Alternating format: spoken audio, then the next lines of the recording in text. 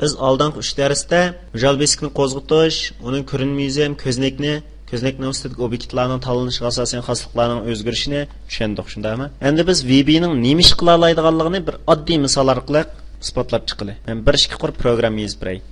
Textboxdan birini oldim. Command botdan yana birini oldim. Knopkadan, shundaymi?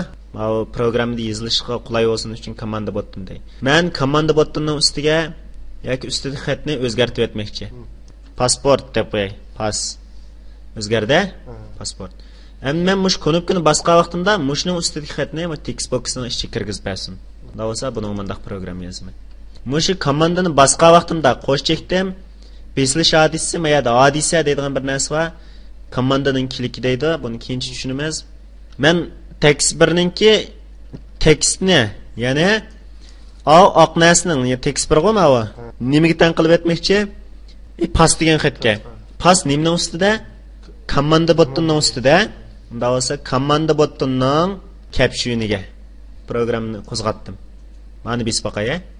Ma pas mayaga chiqdimi? Endi masalan, men mush pas degan xatning rangini qizilga o'zgartirib etmoqchi.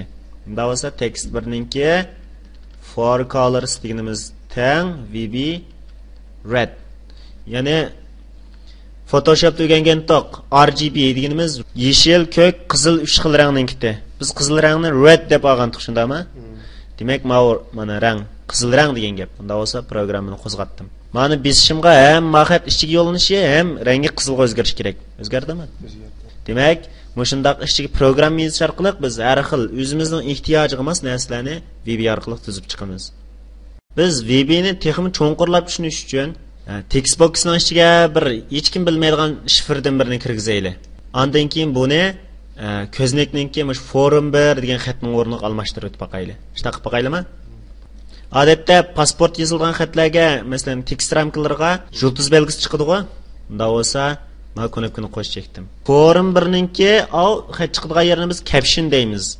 Deganimiz tang text 1ninki teksti. Bu night oddiy. Hozir dastlab kelgan kishilar bu ajoyib ishkan deb qilish mumkin. Bek oddiy masala bu. Faqat o'sha nima ishlarni qila oladiganligini oddiy holda tushunchaga ega bo'ling deb shuni so'zlayaptim. Programni qo'zg'atdim. Siz mayaga o'zingiz xohlagan sandan kirgizing.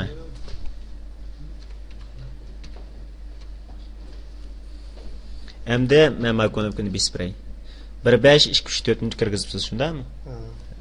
Oldingi misolda, ya'ni ichki quruq xat bilan men bir qancha ifodalash usullarini tuzib chiqdim, shundaymi? Ham bu yerdagi mush ifodalash usullarida men osh xatlarni nimaga asosan yozdim.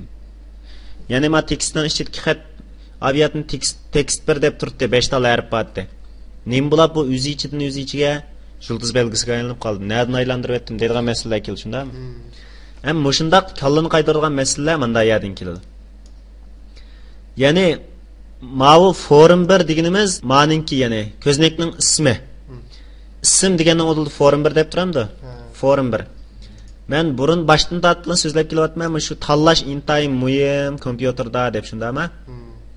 Buningda biz programning ichida tanlab beramiz. Ya'ni tanlagan obyektimiz qaysi?